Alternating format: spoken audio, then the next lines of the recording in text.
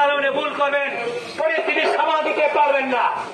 আমরা যদি খেপে যাই, আপনি বাইরে থেকে বেরিয়ে আসতে পারবেন না। আপনি লক্ষ্মীপুরে আবুলতার হইতে পারবেন না, নারায়ণগঞ্জের স্বামীন ওসমান হইতে পারবেন না, ঢাকা লালবাগে হাজি সেলিম হইতে পারবেন না। এলাকা মানুষ তা দিবে না। আমরা ঐক্যবদ্ধ আছি এবং আগামী দিনে এই সন্ত্রাসীদের কারো হাতে দিব। যদি তারা কেশনে আসে, তাদেরকে প্রতিরোধ করে দিবেন। আইন শৃঙ্খলা কাছে উদাত্ত আহ্বান, যারা এখানে ডিজিএফ লোক আছেন, গোয়েন্দা সংস্থার লোকজন আছেন, পুলিশের ভাইজন আছেন, সকালের প্রতি আমার উদাত্ত আহ্বান, এলাকা মানুষকে আপনারা বাঁচান। সন্ত্রাসের সন্ত্রাসী হাত থেকে আমরা বাঁচতে চাই। আমরা অসহায় মানুষ, আমরা খেটে খাওয়া মানুষ, আমরা সারাদিন ব্যবসা করি না।